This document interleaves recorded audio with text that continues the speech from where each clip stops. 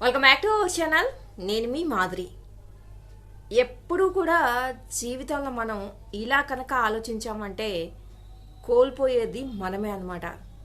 అదేంటి, ఏం ఆలోచన అని అనుకుంటున్నారా?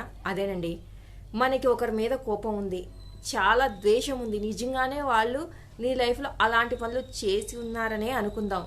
కానీ వాళ్ళ ప్రశాంతతను దూరం చేయాలి అని చెప్పేసి మనం కూడా వాళ్ళకన్నా దారుణంగా తయారైపోయి వాళ్ళ ప్రశాంతతకు భంగం కలిగేలాగా చేద్దామని అహర్నిశలు ఆలోచిస్తూ ప్రతి క్షణం దానికోసమే పరితపిస్తూ రకరకాల ఆలోచనలతో రకరకాల పనులతో ప్రతి నిమిషం స్ట్రెస్ తీసుకుంటూ ఉన్నారనుకోండి, నష్టం ఎవరికి చెప్పండి? మీరు మీకే తెలియకుండా మిమ్మల్ని మీరు 1,00,000 విషయాలతో బాగా ఒత్తిడికి గురిచేసి కోల్పోతుంది మీ ప్రశాంతతని, కోల్పోతుంది మీ ఆరోగ్యాన్ని, కోల్పోతుంది మీ సంతోషాన్ని అన్నమాట.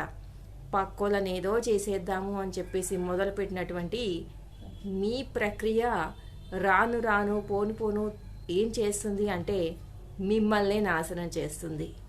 అర్థమవుతుందా? మరి ఇంకా దీనికి పరిష్కారం ఏంటి? అలా బాధ పెట్టిన వాళ్ళని అలానే వదిలేయాలా? వాళ్ళు మన విషయంలో ఇంత చేశారని చెప్పేసి ఎప్పుడు కూడా మనం లోపల బాధపడుతూనే ఉండాలా అని అంటే అవసరం లేదు. ఇది కలికాలము. ఎవడు చేసిన పాపం అప్పుడే వాడిని వెంటాడి వేటాడి తిరిగి రిటర్న్ గిఫ్ట్ ఇచ్చేస్తుంది అనమాట.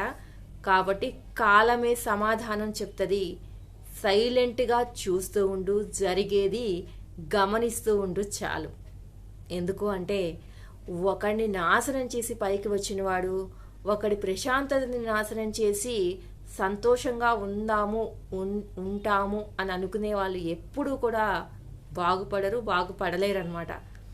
ఈ విధంగా ఒక పాజిటివ్ వేలో టైంకి అంతా వదిలేసి ఎవడి కర్మకి వాడికి వదిలేసి బతికావు అంటే వాడికి నువ్వు చేసే సాయం ఏదీ ఉండదు.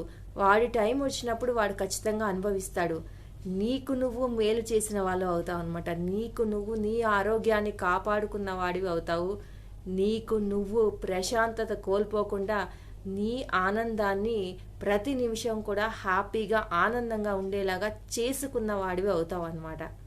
కాబట్టి ఎప్పుడూ కూడా నెక్స్ట్ ఎవరికో ఏదో చేసేద్దాము, ఎవరి మీద ఏదో పగ తీర్చుకుందాము, ఎవరి ప్రశాంతతనో మనం చెడగొట్టేసేద్దాము, వాళ్ళ జీవితాల్లో మనం ఒక మాయని మచ్చగా మిగిలిపోదాము, ఇలాంటి చెత్త డైలాగులు, ఇలాంటి చెత్త ఆలోచనలు మానుకోండి.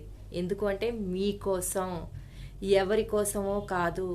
నిన్ను నువ్వు రకరకాల రోగాల నుంచి కాపాడుకోవడానికి ప్రతి నిమిషం కూడా వేరే వాళ్ళని ఏదో చేస్తూ అని చెప్పేసి ఆ ఆలోచనల మీద దృష్టి పెట్టి ప్రతి నిమిషము నీ లైఫ్ని స్ట్రగుల్ చేసుకోకుండా ఉండడానికి, నిన్ను నువ్వు కాపాడుకోవడానికి ఈ ఆలోచనలు చేయకు. ఎవడి ప్రశాంతతని నువ్వు చెడగొట్టొద్దు. వాడు మంచోడు కాకపోతే వాడు ప్రశాంతత వాడి చేతులారా వాడే చెడగొట్టుకుంటాడు. ఇదండి ఈరోజు వీడియో. వీడియో నచ్చితే లైక్ చేయడం మర్చిపోవద్దు. మరి ఇలాంటి వీడియోస్ కోసం వెంటనే ఛానల్ సబ్స్క్రైబ్ చేసుకోండి. పక్కన బెల్ ఐకాన్ని ప్రెస్ చేసేయండి. అప్పుడే నేను పెట్టే డైలీ నోటిఫికేషన్స్ మీ దాకా వచ్చేస్తాయి.